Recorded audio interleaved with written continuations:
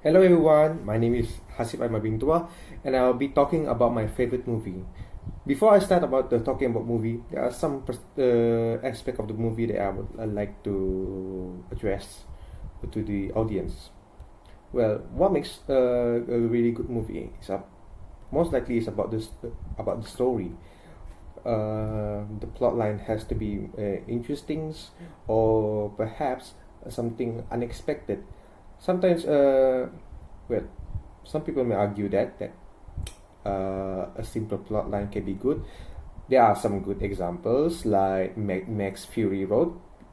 Uh, it is a very direct plot, uh, but sometimes going out of the box can be a good way to explore new aspect of the movie. And my favorite movie is about a documentary. I will not tell you yet, but besides, a good character should be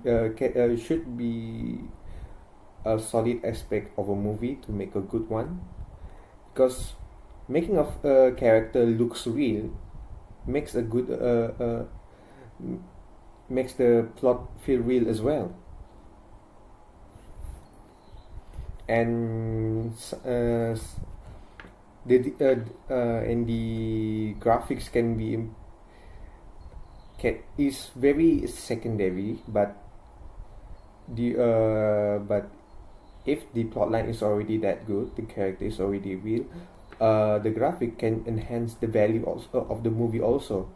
I mean, the bigger example is Avatar, not the Avatar the Last Airbender, not that one, the alien Avatar, the one with blue skin. It is the even even compared to the Avenger End Games, the graphic depicted in the Avatar movie is very advanced. I can say more like 20 years, 2 decades, something like that advanced.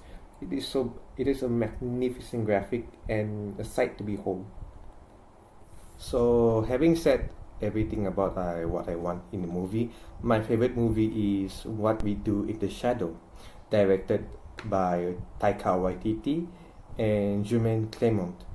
The plotline of this movie revolve around four vampires making a documentary about themselves living in an apartment in New Zealand.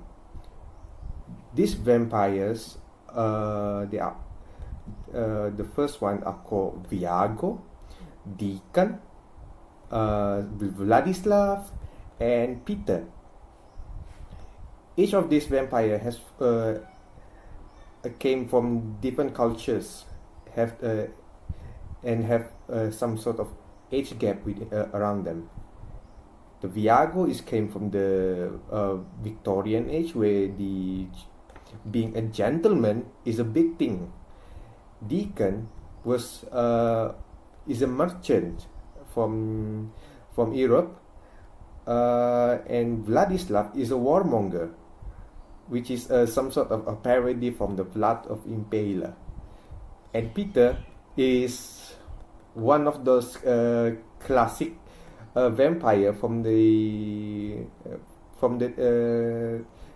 1960s, which have very which has similar resemblance to the Dracula, the bald one with the pointy ears.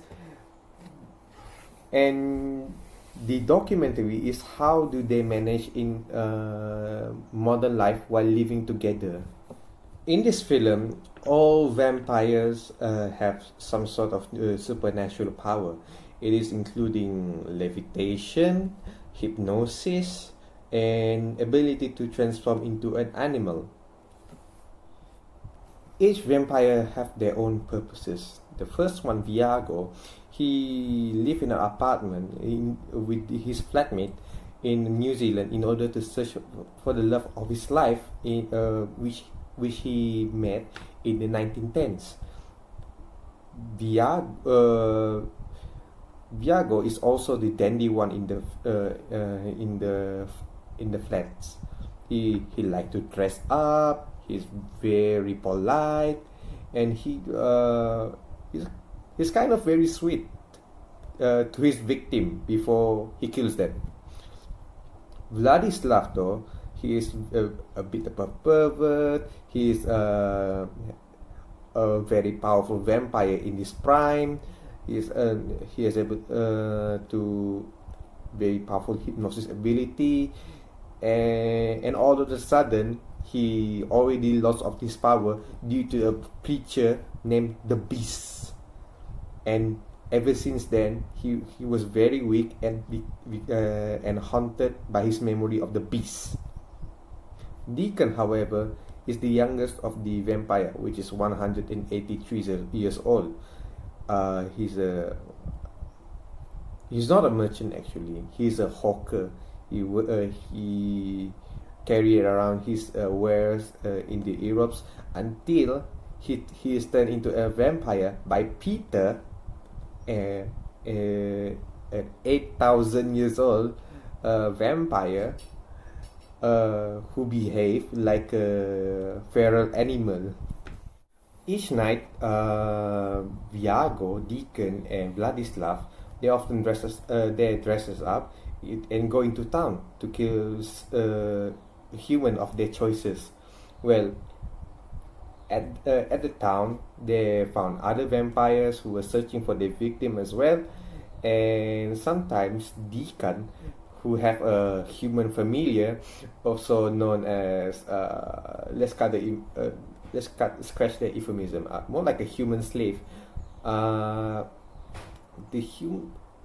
married woman who's more like who's doing an errand for Deacon. Most of the shows are cleaning the houses from the blood of their victims, or taking the clothes into the laundry and whatnot.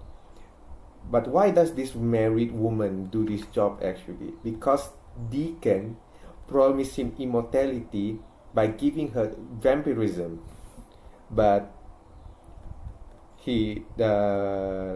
Deacon, like almost every vampire, do not keep their promise and just stalling them. So then one night, Deacon requested a married woman, victims which they want to order. The traits that they want from the victims is they must be a virgin. But there's a question about this. Why does vampire like virgins actually? Well, Deacon explains in the documentary that it was some sort of a trend that eating virgins was like eating at a high-end restaurant. There is also not just the vampires. There are werewolves, witches, a zombie, even a zombie.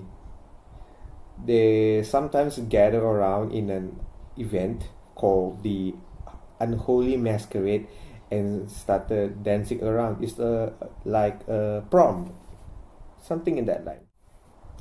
And there was a time that the three vampires, Viago, Deacon, and Vladislav, they learn about the modern technology, such as the camera, a phone, and the internet.